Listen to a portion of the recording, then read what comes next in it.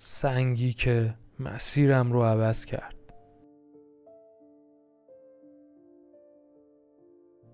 اسم من امیره و این داستان مربوط به روزیه که فکر میکردم بدترین اتفاق زندگیم افتاده، اما بعدها فهمیدم همون اتفاق بهترین هدیه دنیا بود.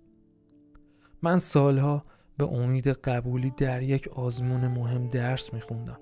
صبح زود بیدار میشدم، شبا دیر میخوابیدم و تمام تفریحم شده بود کتاب و دفتر. مطمئن بودم اگه تلاش کنم همه چیز درست میشه. اما روز اعلام نتایج باورم نمیشد. قبول نشده بودم.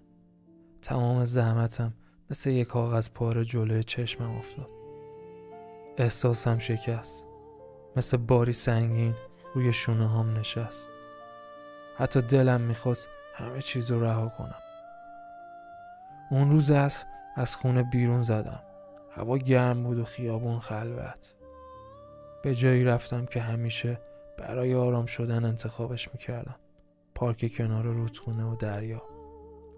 روی یه نیمکت نشستم و به آب خیره شدم.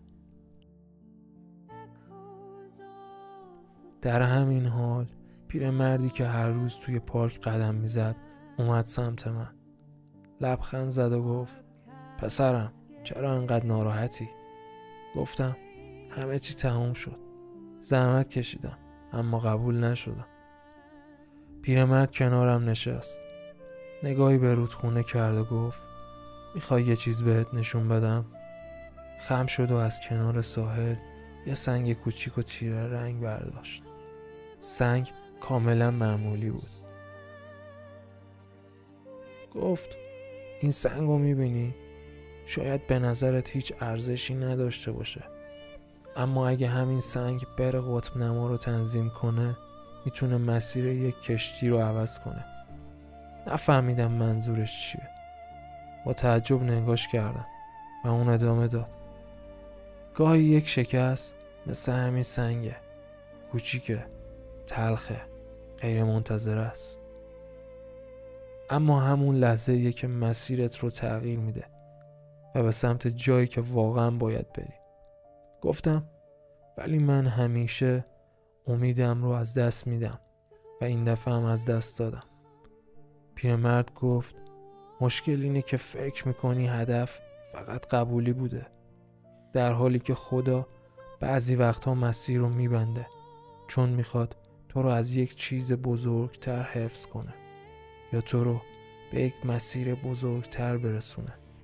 بعد سنگ رو گذاشت کف دست من و گفت: اگه دنبالش بری میفهمی چرا امروز قبول نشدی، اما فقط یه شرط داره: تسلیم نشو.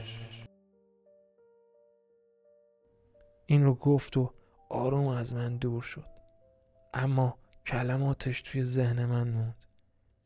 چند روز بعد دوباره شروع کردم. این بار نه از سر اجبار، بلکه از سر فهمیدن. این که شکست یک پایان نیست. شکست یعنی یک راه دیگر رو امتحان کن.